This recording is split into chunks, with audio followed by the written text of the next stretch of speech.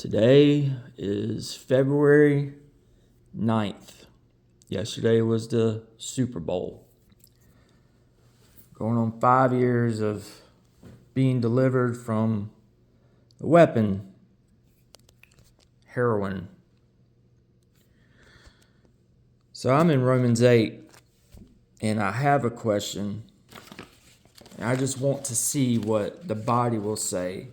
And I put this on the envelope for a reason. What if you were touched by Satan day and night, even in your dreams? What would you do as a born-again believer? And this is what you dealt with every day. I'm talking about you can go to church. You could go to a prayer meeting. You could be sitting in the pew. You could be at a get-together at a barbecue. You could be playing pickleball. Let's say there was 5 people that were around you, and all of a sudden you feel him manifest. Then you hear his words spoken against the people that you're around, and the things that you're hearing are not good.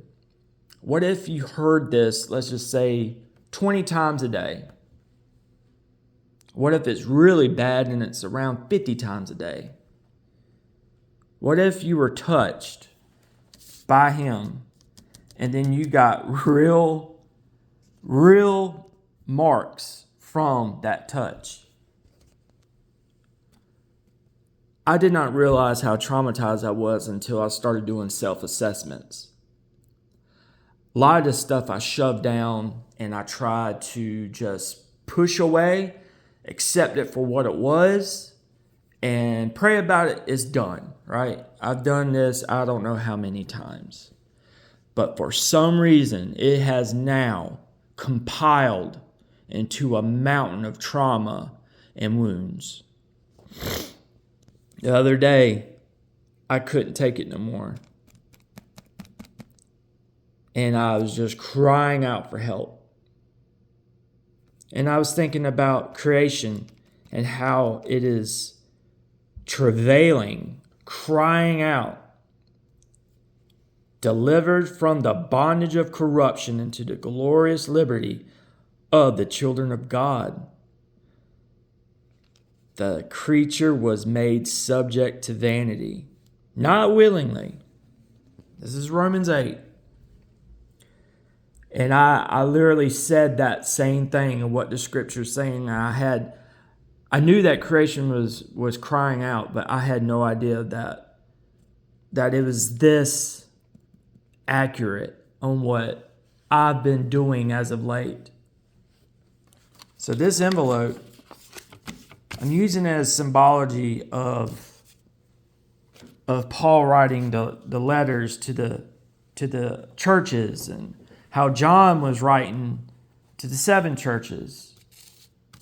So that's my question. What would you do if that's what your life was subject to?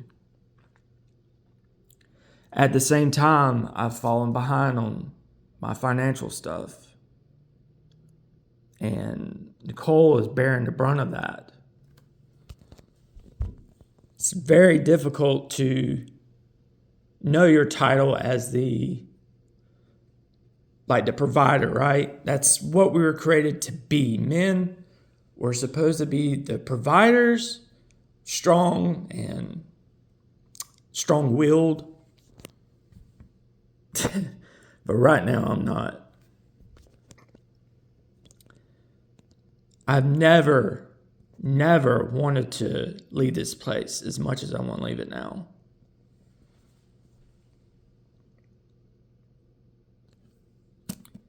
And Sister Melinda and Sister Karen, a lot of things that has happened. We have similar things that have occurred. And I don't mean to sound like that I'm grateful that somebody else is being afflicted in similar ways.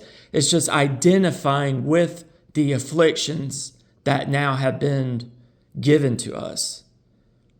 And it's beyond my knowing why and or how. It's just I know that whenever I made that one decision that was bad in 2020, my entire consciousness changed. But that's my question, y'all. What if you were touched by Satan day and night? 20 times, 50 times, 100 times a day. And then whenever you go to sleep, that's what you experience as well. I literally could not sleep last night. Finally fell asleep, and it felt like the moment I did, I saw him, and then I got hit by him and I flew awake.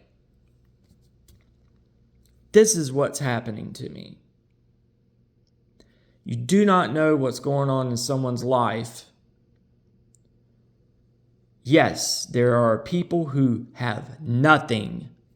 Okay? There's people who go out there and spread the gospel and they're risking literally their necks. So there's people who are sick right now. This stuff has compiled on me.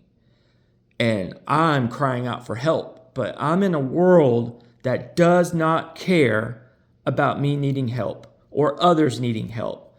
We can spend money, billions of dollars on war for munitions, guns, ammo, ships, jets, planes, technology to help us evolve, right? But why?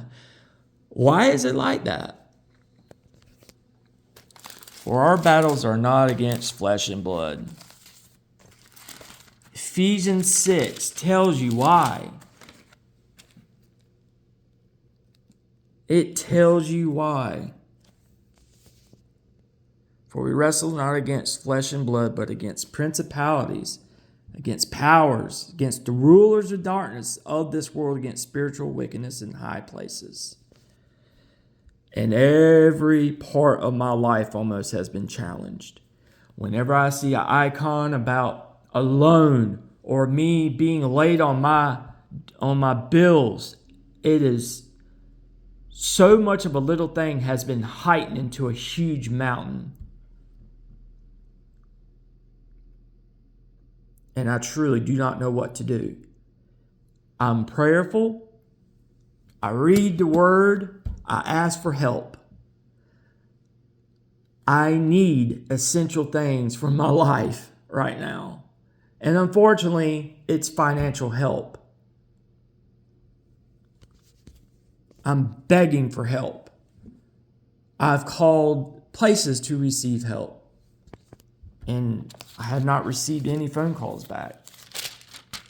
I'm trying to get health care so I can get surgery. I need surgery. I'm trying to get short-term disability. That's a process. But guess what? Life still goes on as I'm right now in this pit. And I'm trying to crawl my way out as I dig in the pit to shovel my way out. I did not ask to be born. But for some reason, the Lord saw Jeremy as suffice, good enough. And it was good. That in itself boggles my brain. And I have to lean into that God loves me. But what if this was your life?